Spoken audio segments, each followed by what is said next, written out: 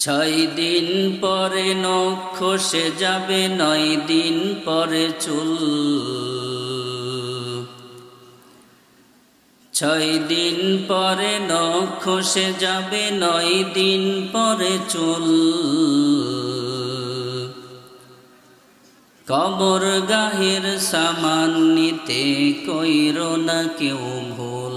কবর জায়গা ভালো না,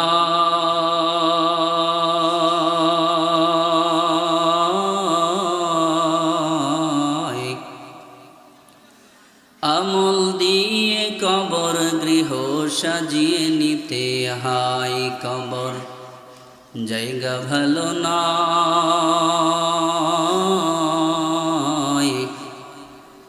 আমল দিয়ে কবর গৃহ সাজিয়ে নিতে হয়। 17 দিনে পেট ফেটে শেষ পোকার খাদ্য হবে, 60 দিন পরে গোশ রবে না, কঙ্কাল পরে রবে। 17 দিনে পেট ফেটে শেষ পোকার খাদ্য হবে, 60 দিন পরে গোশ রবে না, কঙ্কাল পরে রবে। 90 দিনে হাড়গুলি সব,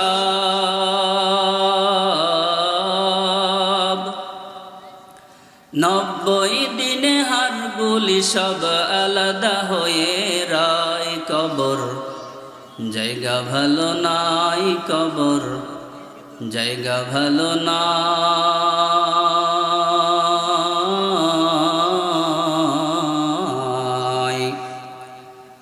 আমল দিয়ে কবর গৃহ সাজিয়ে নিতে হয়।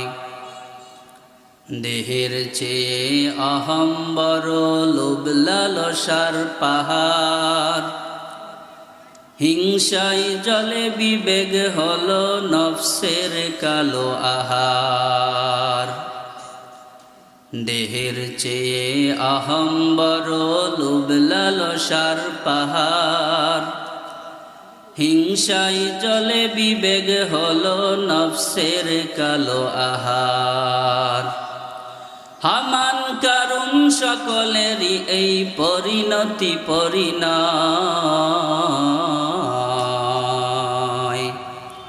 কবর জায়গা ভালো না,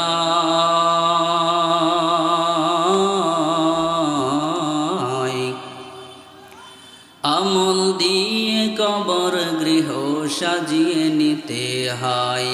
কবর জায়গা ভালো না,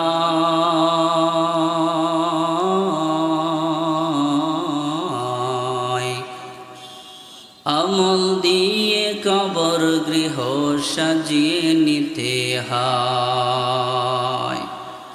আল্লাহ তাআলা আমাদের সবাইকে নেক আমলের মাধ্যমে আমাদের কবরকে সুসজ্জিত করার তৌফিক দান করেন। সবাই বলি আমিন। নবীজি সাল্লাল্লাহু আলাইহি ওয়াসাল্লামের একবার হাতের একটা আঙ্গুল কেটে যায়। কি কেটে যায়? হাতের একটা আঙ্গুল কেটে যায়। কাটার পরে রক্তাক্ত হয়, অনেক রক্তক্ষরণ হয়। নবীজি সাল্লাল্লাহু আলাইহি ওয়াসাল্লাম তখন আঙ্গুলের দিকে ইশারা করে বলেন, তুমি তো একটা হাতের মাত্র আঙ্গুল, তুমি যে রক্তাক্ত হচ্ছ, তুমি যে কেটে গেছ, তুমি যে ব্যথা পাচ্ছ, এটা তো আল্লাহর জন্যই হচ্ছে, আল্লাহর রাস্তায় হচ্ছে, ব্যথা কিসের, টেনশন কিসের? নবীজি সাল্লাল্লাহু আলাইহি ওয়াসাল্লামের এই ঘটনাকে পরিপ্রেক্ষী করে, এই আঙ্গুল কাটাকে উপলক্ষ করে কয়েকদিন জিবরাইল আমিন আসা বন্ধ থাকলেন। এক রাওয়ায়াতে আসছে নবীজি কয়েকদিন তাহাজ্জুদের নামাজে উঠতে পারেন নাই, জিবরাইল আসছেন। আরেক বর্ণনায় আসছে যে জিবরাইল কয়েকদিন আসেন নাই, কিন্তু নবীজি তাহাজ্জুদে রেগুলার উঠছেন, তাহাজ্জুদের কথা উল্লেখ নাই। যাই হোক, মূল কথা হচ্ছে কয়েকদিন জিবরাইল আমিন নবীজির কাছে আসা বন্ধ ছিল, কয়েকদিন ওহী আসে নাই। ওহী নাজিল হওয়ার পর থেকে এরকম ঘটনা কয়েকবার ঘটছে, যেটাকে কাতিআয়ে ওহী বা ফিতরাতে ওহী বলা হয়। এর মাঝখানে ওহীর শুরুর দিকে লম্বা সময় এই ঘটনা ঘটেছে। ওহী শুরুকালে অনেক লম্বা সময় জিবরাইল আমিন অনেক দিন আগমন করেন নাই, এটাও একটা কারণ। জিবরাইল আমিন যখন কয়েকদিন নবীজির কাছে আসলেন না, কাফের বেদিন মুশরিকরা নবীজির জন্য অপপ্রচার শুরু করলো, অপবাদ দেওয়া আরম্ভ করলো। কি অপবাদ? তারা বলল যে মুহাম্মদের খোদা মুহাম্মদকে ভুলে গেছে, তাকে ছেড়ে দিয়েছে, তার উপর অসন্তুষ্ট হয়ে তাকে ত্যাগ করছে। নাউজুবিল্লাহ বলি সবাই। এখান থেকে আমাদের একটা শিক্ষা আছে, যারা কোনো কারণে না পারলে আড়ালে যারা মানুষের নামে মিথ্যা রটায়, গীবত শেখায়েত করে, অপবাদ দেয়, তারা এই কাফের মুশরিকদের উত্তরসূরি। তারা খারাপ মানুষের একটা হাতিয়ার হচ্ছে অপবাদ দেওয়া, গালিগালাজ করা, চাপাবাজি করা। নবীজির সম্পর্কে আপন চাচি আবু লাহাবের স্ত্রী উম্মে জামিল, উনার ব্যাপারে এই রেওয়ায়াত আসছে যে উনি একদিন নবীজিকে ডাক দিয়া বললেন, ভাতিজা মুহাম্মদ তুমি দাঁড়াও। কাফের বেদিন মুশরিকদের ইতিহাসে যত খারাপ বাজে মহিলা ছিল, জালেম মহিলা ছিল, তাদের মধ্যে অন্যতম একজন মহিলা হচ্ছে আবু লাহাবের স্ত্রী উম্মে জামিল। খারাপ মানুষ যদি কোনো ভালো কথা কয়, ভালো মানুষ মনে করে লোকটা কি আসলে হেদায়েত হইল কিনা, এই লোকটা কি আসলে ভালো হয়ে গেল কিনা। নবীজি খুব আগ্রহের সাথে দাঁড়াইছেন চাচির কথাটা শোনার জন্য। নবীজির সম্পর্কে বিয়াইনও লাগে। নবীজির 2 মেয়েকে তার 2 ছেলের কাছে বিয়ে দিয়েছিলেন, আবার চাচি। এখান থেকে একটা মাসআলাও নির্গত হয় যে চাচাতো ভাইয়ের সঙ্গে মেয়ে বিয়ে দেওয়া জায়েজ আছে, মানে চাচাতো ভাইয়ের মেয়েকে বিয়ে করা জায়েজ আছে। এই চাচাতো ভাগ্নি, বাস্তি, ফুফু, খালা যারা আছে এদের সবাইকে বিয়ে করা জায়েজ আছে। সমাজ আজকে আমাদেরকে হালাল জিনিসকে হারাম বানায় দিচ্ছে, হারাম জিনিসকে হালাল বানায় দিচ্ছে, ইসলাম থেকে এভাবে দূরে সরাই দিচ্ছে আমাদের। নিজের চাচিও ডাক দিয়া বলতেছে, ভাতিজা এত সুন্দর ডাক দিছে। দুষ্ট মানুষের মুখে মিষ্টতা বেশি থাকে। প্রত্যেকটা লুলা কথা, মিষ্টি কথার পিছনে খারাপ কিছু লুকায়িত থাকে। এবং যাদের মন বেশি ফ্রেশ থাকে তারা সবসময় অনেস্ট হয়, তারা প্রতিবাদী মানুষ হয়, মানুষকে তেল মালতে পারে না, মানুষকে মিষ্টি কথা কম বলতে পারে। এটা হচ্ছে ভালো মানুষ চিনার একটা আলামত। আর খারাপ মানুষ চিনার একটা আলামত হচ্ছে সে সবসময় ঘুরায় পেঁচায় কথা বলবে, মিষ্টি মিষ্টি কথা বলবে, তার স্বার্থে আঘাত থাকলে আপনার নামে যে কোনো বাজে মন্তব্য করতে পারবে। এবার উম্মে জামিল নবীজিকে সুন্দর সুরে ডাক দিয়া কাছে নেওয়ার পর নবীজিকে বলতেছে, ভাতিজা আসলে এটা কি শুনলাম, তোমার খোদা নাকি তোমারে ছাইরা দিছে, তোমার ওপর অসন্তুষ্ট হয়ে তোমাকে নাকি ত্যাগ করছে, তোমার কাছে নাকি আর খোঁজ খবর নাই না। এখন তোমার উপায় কি হবে? তোমার আত্মীয় স্বজন যারা ছিল, তোমার এলাকাবাসী যারা ছিল, এরাও তো কালিমার দাওয়াত দেওয়ার কারণে এখন শত্রু। আর তোমার একমাত্র খুদাই ছিল, একমাত্র খুদার কালিমার দাওয়াত দিতে, এখন খুদাও যদি তোমাকে ছেড়ে দেয় তোমার উপায় কি হবে? আল্লাহ তাআলা এই সমস্ত ঘটনার পরিপ্রেক্ষিতে কাফের বেদিন মুশরিকদের দেওয়া অপবাদ, উম্মে জামিলের দেওয়া অপবাদ, এই অপবাদের জবাব দেওয়ার জন্য আল্লাহ তাআলা সূরাতুদ দুহা নাজিল করেন। সুবহানাল্লাহ। এখন কারণটা তো মোটামুটি আমরা বুঝতে পারছি না? আল্লাহ তাআলা নবীজির পক্ষ থেকে কাফের বেদিন মুশরিকদের জবাব দেওয়ার জন্য নবীজির পক্ষ থেকে এই সূরা আল্লাহ তাআলা নাজিল করেছেন। আল্লাহ সুবহানাহু ওয়া তাআলা বলেন, ওয়াদ-দুহা, দুহা বলা হয়। এখানে আর 2টা কথা আপনারা শুনে রাখেন, তাহলে আরো সহজ হবে বুঝতে। দুহা বলা হয় সকালে সূর্য উদিত হওয়ার পরে 9টা 10টার দিকে যখন আলোটা সারা পৃথিবী, সূর্যের সমস্ত আলো ছেড়ে দেয়, সারা পৃথিবী যখন ঝলমল করতে থাকে, অন্ধকার দূর হওয়ার পরে সর্বোচ্চ যে চকচকা ঝলমলা নির্মল যে আলোটা থাকে, এটাকে দুহা বলা হয়। ওয়াল্লাইলি ইযা সাজা, পরের আয়াতে আল্লাহ তাআলা বলেন ওয়াল্লাইলি ইযা সাজা, রাত্রের শপথ। রাত্র যখন অন্ধকারচ্ছন্ন হয়ে যায়, রাত্রি যখন আধার বিছায় দেয়, মানে রাত্রের সর্বোচ্চ আমাবর্ষার ঘুটঘুটে অন্ধকারের কথা আল্লাহ তাআলা বলেন। দুহা মানে আলো, আর পরে আল্লাহ তাআলা রাতের অন্ধকারের কসম খায়। আল্লাহ তাআলা বলেন ওয়াদ-দুহা, পূর্বাহের শপথ, দিনের আলোর শপথ। ওয়াল্লাইলি ইযা সাজা, রাত্রের অন্ধকারের শপথ, রাত্র যখন অন্ধকারচ্ছন্ন হয়ে যায়, তথা দিনের আলোর শপথ, রাত্রের অন্ধকারের শপথ। আল্লাহ তাআলা যদি কোনো কথা বলেন শপথ ছাড়াই 100% ঠিক, তারপরেও আল্লাহ তাআলা দুইটা কসম খায়া বলেন, কাফের বেদিন মুশরিকদের পক্ষে আমি জবাব দিলাম, নবীজি আমার, মা ওয়াদ্দাআকা রাব্বুকা ওয়া মা ক্বালা। ও পয়গম্বর, ও নবীজি আমার, কাফের বেদিন মুশরিকদের চোখে আঙ্গুল দিয়ে তোমার পক্ষ থেকে আমি আল্লাহ বলে দিলাম, মা ওয়াদ্দাআকা রাব্বুকা, তোমার রব তোমাকে ছেড়ে দেয় নাই, তোমার উপর সন্তুষ্ট হয় নাই, তোমাকে ভুলে যায় নাই। দুনিয়ার জমিনে তুমি নিঃস্ব নয়, তোমার সঙ্গে আল্লাহ আছে। আল্লাহ পাক বলেন, ও নবীজি,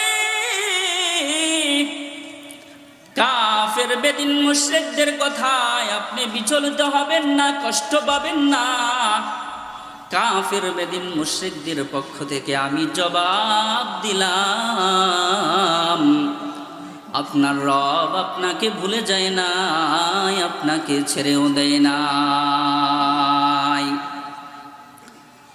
তারপরে আল্লাহ পাক বলেন, ওয়ালাল আখিরাতু খায়রুল লাকা মিনাল উলা।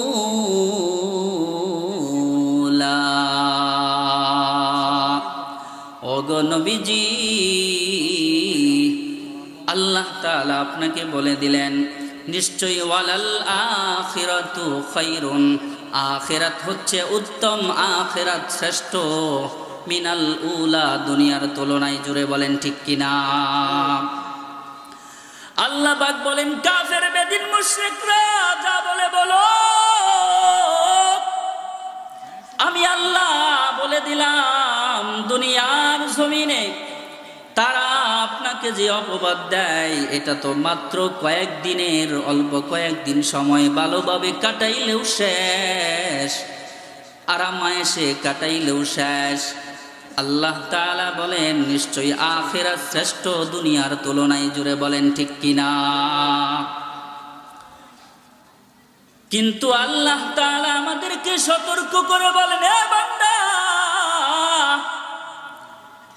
আখিরাত শ্রেষ্ঠ দুনিয়া, এর তুলনায় আখিরাতের দাম অনেক বেশি। কিন্তু দুনিয়ার বান্দাগুলা দুনিয়া পাইয়া এমন ভাবে ভুলে গেছে, তাকে দেখলে মনে হয় সে আর আখিরাতে রওনাই করবে না, আখিরাতে তার যাওয়াই লাগবে না, তার কোনো সমস্যা নাই।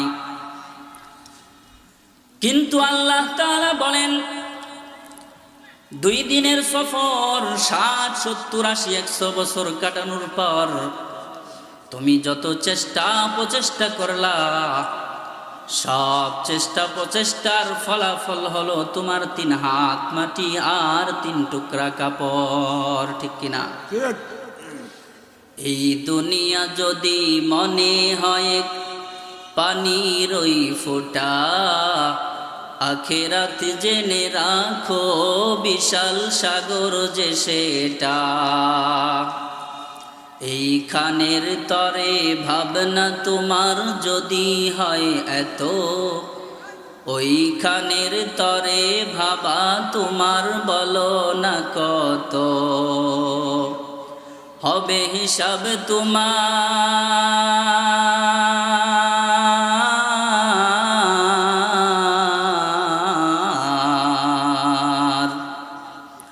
হবে হিসাব তোমার যখন বিচারের মিজানে। কি আমল তুমি করলে নিয়ে যাবে সেখানে, কি আমল তুমি করলে নিয়ে যাবে সেখানে। ফলাফল কি? এই গজলের মধ্যেই ফলাফল আছে, শুনেন। 2 গজ জমিন, কয়েক গজের সাদা কাপড়, শুধু এইটুকুতেই হবে তোমার জেনে নাও দাফন। 2 গজ জমিন, কয়েক গজের সাদা কাপড়, শুধু এইটুকুতেই হবে তোমার জেনে নাও দাফন। এই দুনিয়াতে আজ যতই করো আমার আমার, চোখ বুজে দেখো লাগবে তোমার শুধু যে আধার। হবে হিসাব তোমার,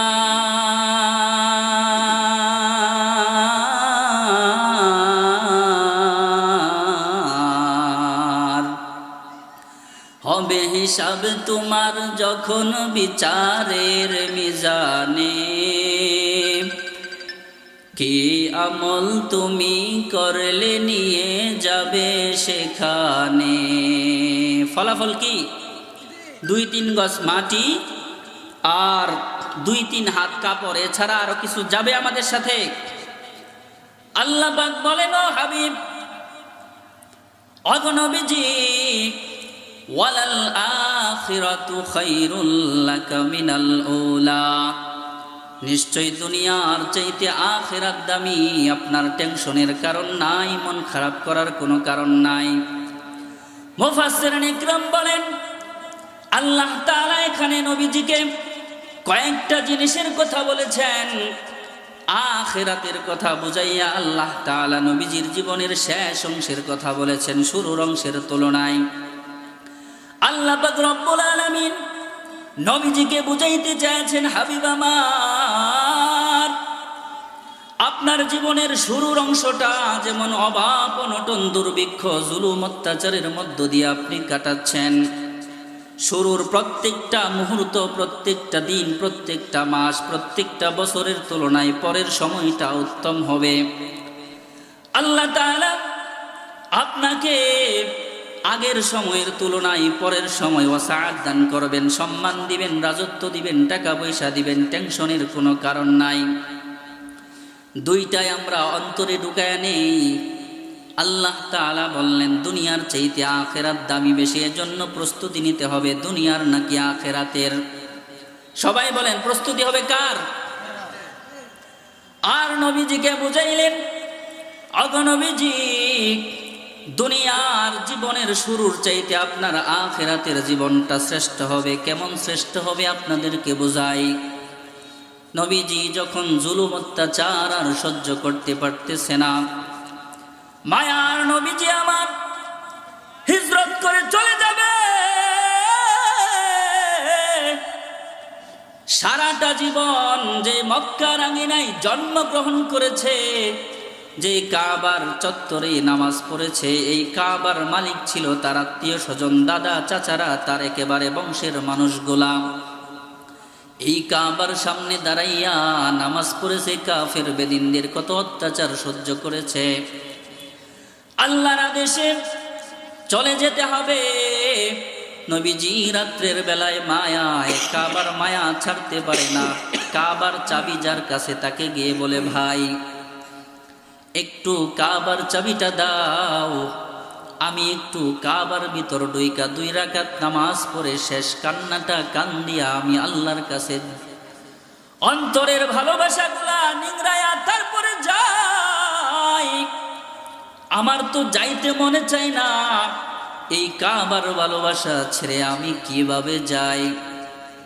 নবীজিকে এক মুহূর্তের জন্য কাবার চত্বরে যাওয়ার অনুমতি দেওয়া হয় নাই, চাবিটা 1 সেকেন্ডের জন্য দেয় নাই।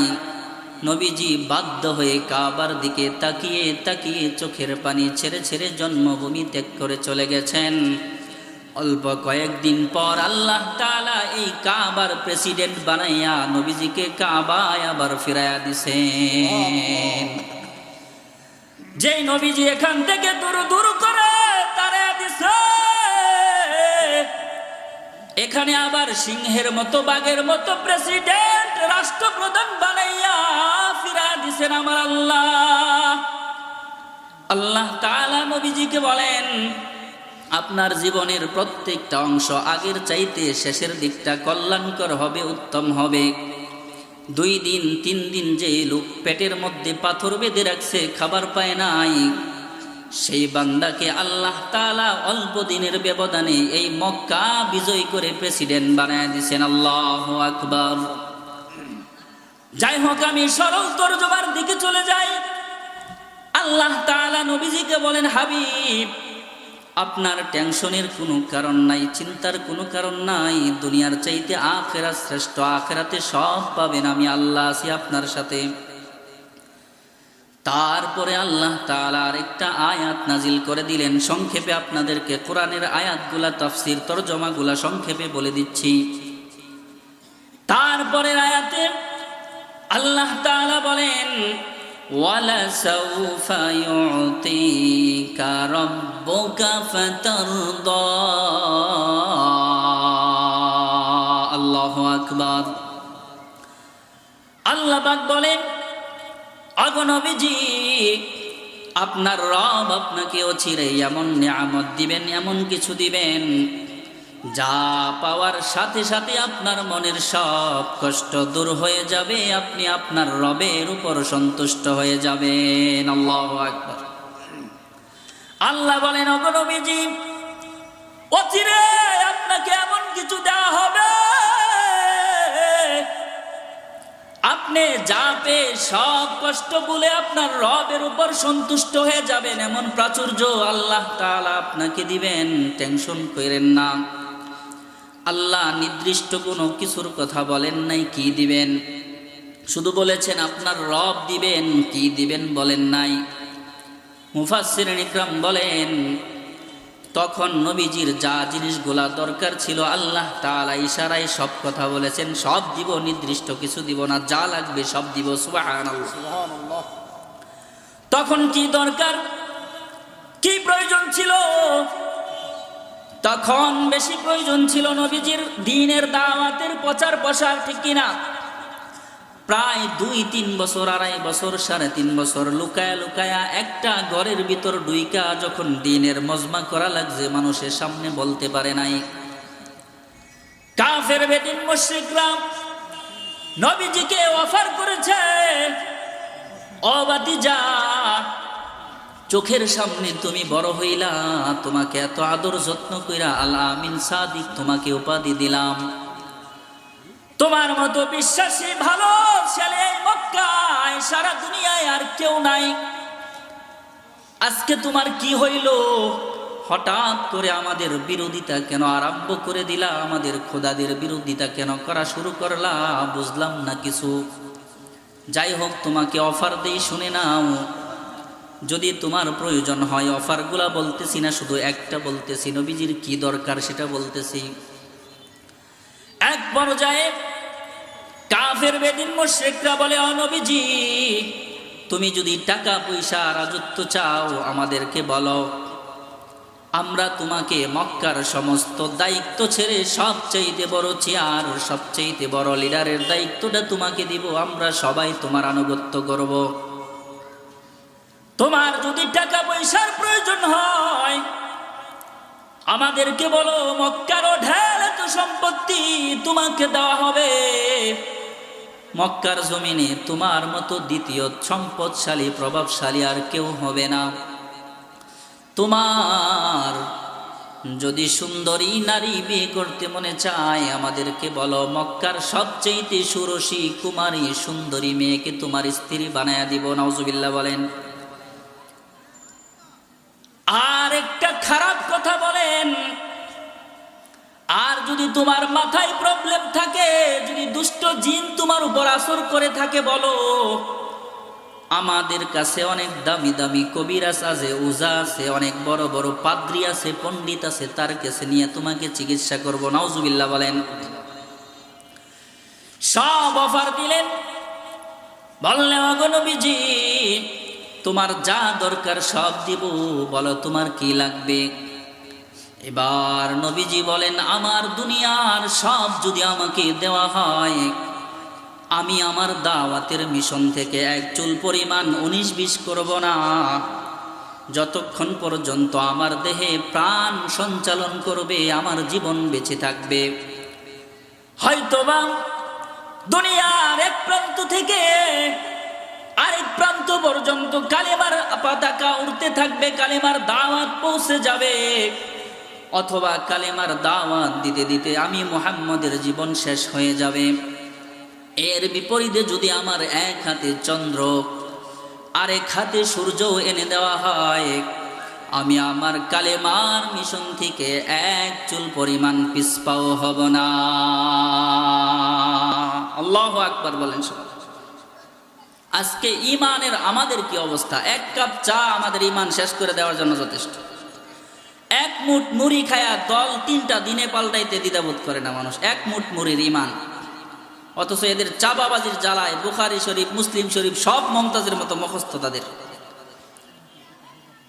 বিসমিল্লাহ জানে না, প্রস্রাব পায়খানা করে ঢিলা কুলুপ জানে না সে। মামুনুল হক সাহেব, চরমনাই পিসাব, অমুক পিসাব কেউ ভুল ধরতে, জ্ঞান দিতে, দিক নির্দেশনা দিতে দ্বিধাবোধ করে না, ঠিক কিনা? যাই হোক, বলতেছিলাম আল্লাহ তাআলা নবীজিকে বলেন, হাবিব আমার, আপনাকেও চিনে আপনার রব এমন কিছু দিবেন যা পেয়ে আপনি সন্তুষ্ট হয়ে যাবেন।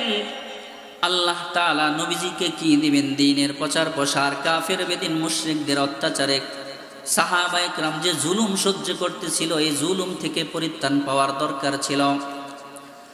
দিনের পর দিন সাহাবায়ে কেরাম না খেয়েছিলেন, পেটের মধ্যে পাথর বেঁধেছে, স্বয়ং নবীও পাথর বেঁধেছে।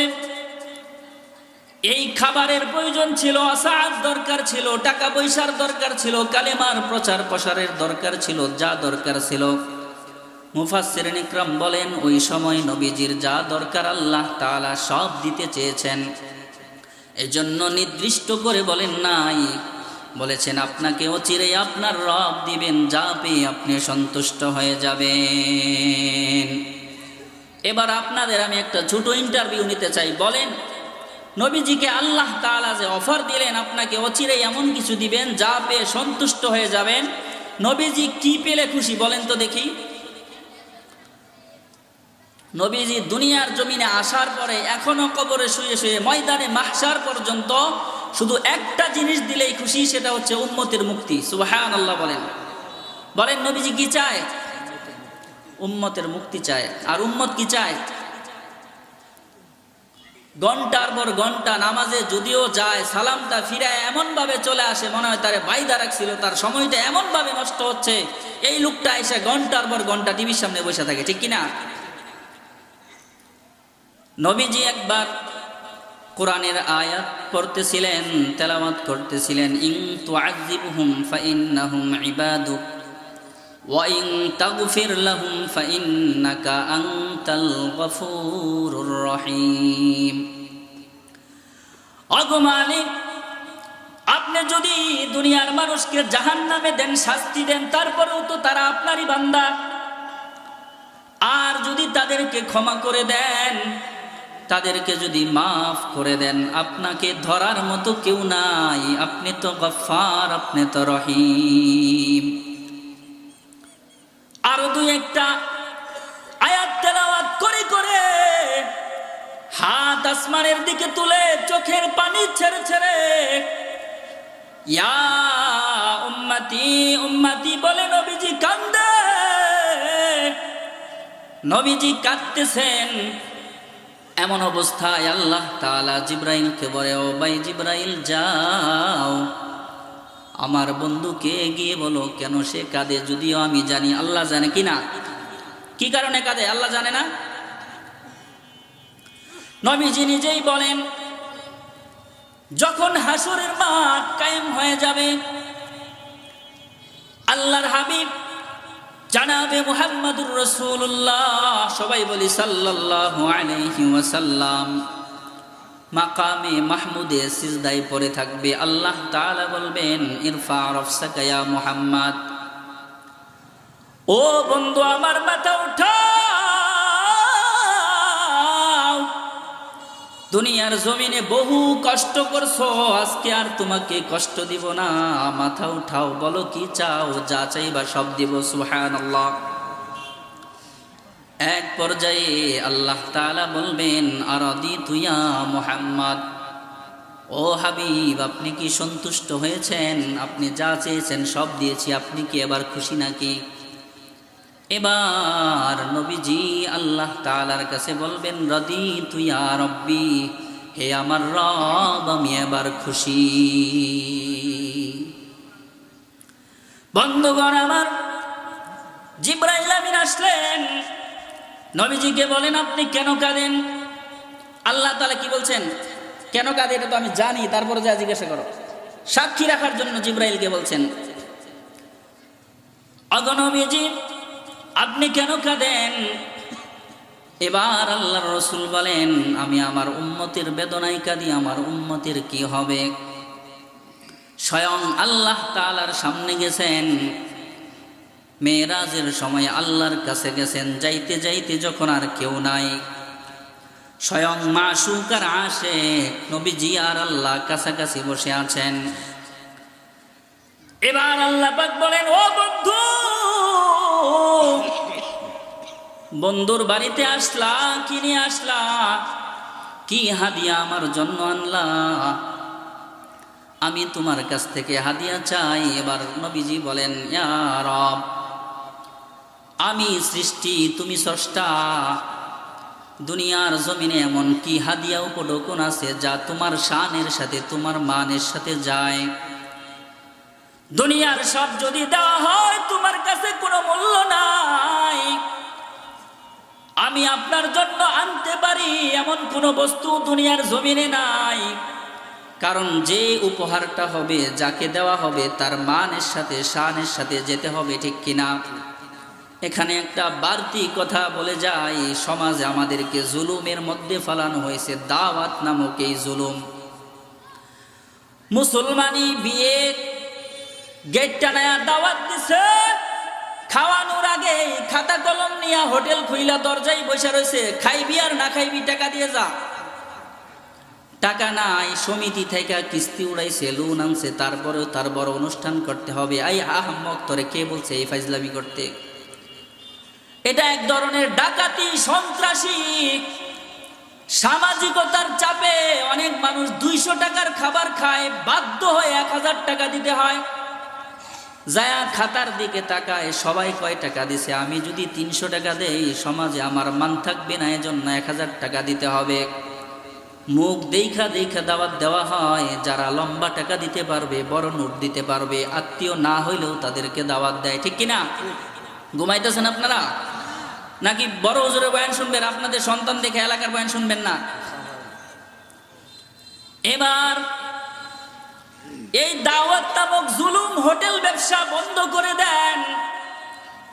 বলে দিছেন সুন্নত, দাওয়াত করেছেন, দাওয়াত দেওয়া যেমন সুন্নত, দাওয়াত খাওয়াও তেমন সুন্নত। খাওয়াইলেও একটা সুন্নতের আমল করা হবে, খাইলেও সুন্নতের আমল করা হবে।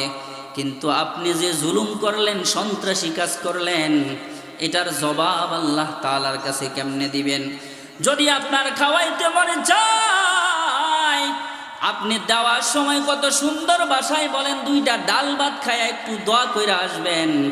ওই লোকে তো আস্তাগফিরুল্লাহ পড়তে পড়তে বাড়ি যায়, 1000 টাকা সারাদিন কামলা দিয়াও সে পায় নাই। কি দোয়া করবো আপনার জন্য?